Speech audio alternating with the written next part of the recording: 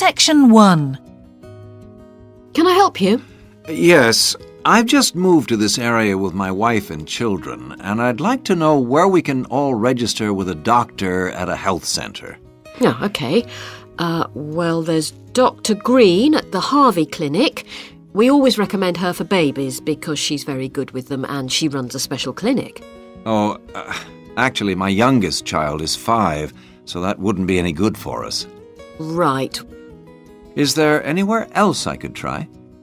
Yes, the Eshcol Health Practice is the next one on my list. How do you spell that? Eshcol. And it's Dr. Fuller who has space on his list. The clinic only opened a year ago, so the facilities are all very modern. That sounds good. And it's particularly good if you're busy during the day because they also do appointments in the evening. They're closed on Saturday, though. The only other place on the list is the health centre on Shore Lane. You can register with Dr. Gormley. That's Gormley. He's new there, but the centre has a very good reputation. Oh, yes. I think I know the road. That would be the best one. Thanks. Could you tell me, will all their services be free? There are usually some small charges that doctors make. Let me see what it says about the Shore Lane Centre. If you need to be vaccinated before any trips abroad, you won't have to pay for this. What else? The Sports Injury Treatment Service operates on a paying basis, as does the Nutritional Therapy Service. Some health centres do offer alternative therapies like homeopathy as part of their pay-to-use service. Shore Lane are hoping to do this soon. I think they may start with acupuncture. Oh. And finally, if you need to prove you're healthy or haven't had any serious injuries before a new employer will accept you, you can get a free fitness check-up there. But you'd most likely have to pay for insurance medicals, though. OK, thanks. You might also be interested to know the centre is running a pilot scheme of talks for patients. I've got the list here. Actually, they look very interesting. What sort of things? Well, the first one's about giving up smoking. It's next week, the 25th of February at 7 p.m, and that's in room 4. It says the talk will stress the health benefits, particularly for people with asthma or heart disease. That sounds very interesting. There's also a talk for families with children. It's on healthy eating and takes place on the 1st of March at 5 o'clock. Will that be at the health centre? Actually, it's at the primary school on Shore Lane. I imagine they're inviting the parents of pupils there. It says here, all welcome. I might go to that if I have time. There's a couple of other talks. One giving advice about how to avoid injuries while doing exercise. It's on the 9th of March. Oh, it's a late afternoon talk at 4:30. And it'll be in room 6. It also says the talk is suitable for all ages. And finally, there's a talk called Stress Management, which is on the... Section 2. Hello? Hi, it's Laura Carlton here. We've just arrived at the holiday flat, but I can't get the hot water and heating to work. Oh, right. That's easy. Don't worry. In the upstairs cupboard, you'll find the water heater. You'll see 3 main controls on the left at the bottom of the heater. The first one, the round one on the far left, is the most important one for the heating and hot water. It's the main control switch. Make sure it's in the on position. The switch itself doesn't light up, but the little square below will be black if the switch is off. That's probably what's happened. It's got switched off by mistake. The middle one of these 3 controls, you'll see it's slightly larger than the first one, controls the radiators. If you feel cold while you're there and need the radiators on, this needs to be turned to maximum. The last of the 3 controls, the one on the right, is usually on about a number 4 setting, which for the water in the taps is usually quite hot enough. Below the heating controls in the middle is a small round plastic button. If there isn't enough water in the pipes, sometimes the heater goes out. If this happens, you'll need to press this button to reset the heater. Hold it in for about 5 seconds, and the heater should come on again. Then there's a little square indicator under the third knob that's a kind of alarm light. It'll flash if you need to reset the heater. It sounds complicated. I'm sure you won't have any problems with it. There should be some more instructions on the side of the heater. Call me back if you can't make it work. OK. While you're on the phone, we haven't managed to find a few things we need, like extra pillows for the beds and some washing powder. Is there any here? Pillows? Yes. If you look in the cupboard, the large white one upstairs, to the left of the bathroom door, there should be 4 or 5 on the top shelf. And if you want to do some washing, there's some powder for that, probably by the back door. There's a kind of shelf there above the sink. In fact, I'm sure there's some there in a large blue box. You need about half a cupful for each wash. Oh, and that reminds me. The spare key to the back door is hanging on a hook on the wall by the sitting room window. Please make sure to put it back when you've used it. The previous guest lost it in the garden and I had to get another one made. And if you have any trouble with the lamps, you'll find some spare bulbs in a large cardboard box. It's on top of the washing machine with all kinds of useful things in it. Oh, and another thing I forgot to mention when we last spoke. Yes? I've left you a local map, so you'll be able to find your way around easily. It shows the whole area. I put it in the top drawer of the chest under the TV in your bedroom. There's a whole file of local information in there too. Thanks. What about visiting the town? Can you give us any advice? Yes. You'll need to take the car. It's too far to walk from the flat, really. You have to pay to leave your car in all the car parks now, I'm afraid. I like the one that's by the station best, and you can walk to the town centre from there in 5 minutes. That's where all the best restaurants are. But if you want a takeaway, the Italian one does really good pasta and pizzas. Call 732281 for that one, or 766119 for the Chinese. They're both good, and they'll both deliver to the flat. As for places to visit, yes, do go and see the Railway Museum. The exhibition is small, but really good. It gets very crowded on Sundays, so I suggest you visit it on a quieter day, later in the week, but not on Thursdays, which is market day. You won't find anywhere to park, and it's also the only day of the week when they're not open. Anything else? Not for the moment. Thanks. Section 3. Hello, Kira. How are you? Fine, thanks, Paul. How are you? Well, thanks. It's good to see you. It must be 12 months since you did our course. That's right. It's nice to come back and say hello. What course did you enroll in? Actually, I went straight into third-year pharmacy. They credited me with 2 years, which probably made it more difficult for me. On the other hand, you were lucky to be granted credits.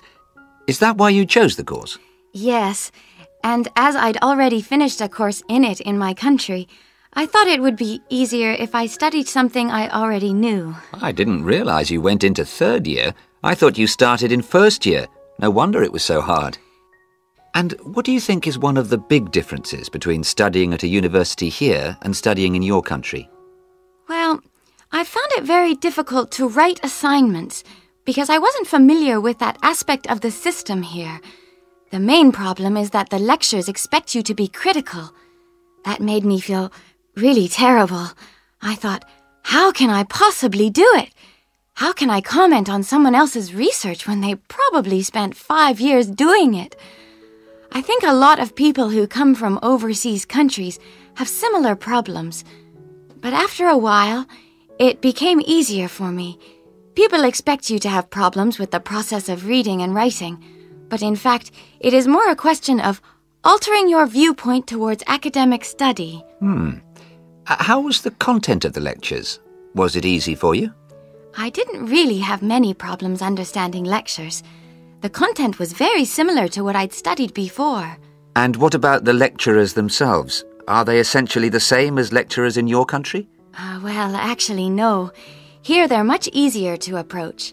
After every lecture, you can go and ask them something you didn't understand, or you can make an appointment and talk to them about anything in the course.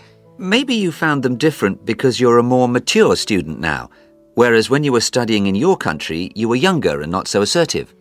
No, I don't think that's the difference. Most of the students here do it.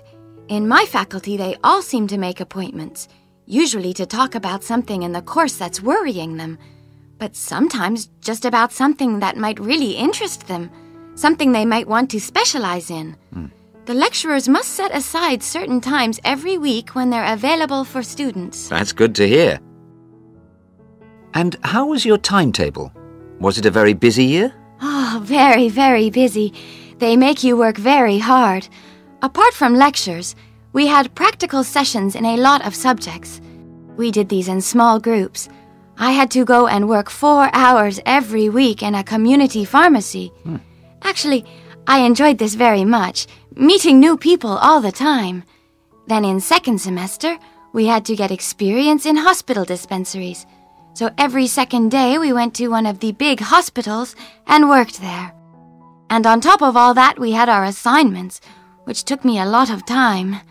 Oh, I nearly forgot. Between first and second semesters, we had to work full-time for 2 weeks in a hospital. That does sound a very heavy year. So, are you pleased now that you did it? Do you feel some sense of achievement? Yeah, I do feel much more confident, which I suppose is the most important thing. And have you got any recommendations for people who are studying from overseas? Well, I suppose they need very good English. It would be much better if they spent more time learning English before they enter the university, because you can be in big trouble if you don't understand what people are saying and you haven't got time to translate. Anything else? Well, as I said before, the biggest problem for me was lack of familiarity with the education system here. It sounds as if it was a real challenge. Congratulations, Kira. Thanks, Paul. Section 4. Good morning. Today I'd like to present the findings of our Year 2 project on wildlife found in gardens throughout our city. I'll start by saying something about the background to the project, then talk a little bit about our research techniques, and then indicate some of our interim findings. First of all, how did we choose our topic? Well, there are 4 of us in the group, and one day, while we were discussing a possible focus, 2 of the group mentioned that they had seen yet more sparrowhawks, one of Britain's most interesting birds of prey, in their own city centre gardens, and wondered why they were turning up in these gardens in great numbers. We were all very engaged by the idea of why wild animals would choose to inhabit a city garden.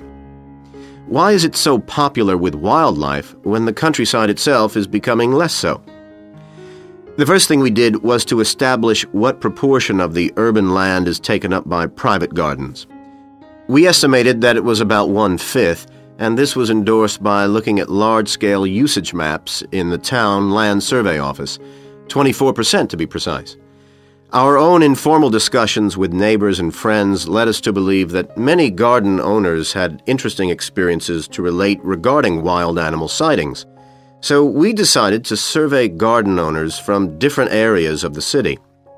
Just over 100 of them completed a survey once every 2 weeks for 12 months, ticking off species they had seen from a pro forma list, and adding the names of any rarer ones.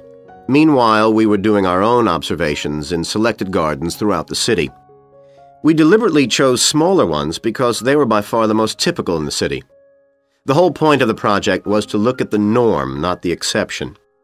Alongside this primary research on urban gardens, we were studying a lot of books about the decline of wild animals in the countryside and thinking of possible causes for this. So what did we find? Well, so much that I just won't have time to tell you about here. If you're interested in reading our more comprehensive findings, we've produced detailed graphic representations on the college website, and of course any of the group would be happy to talk to you about them. Just email us.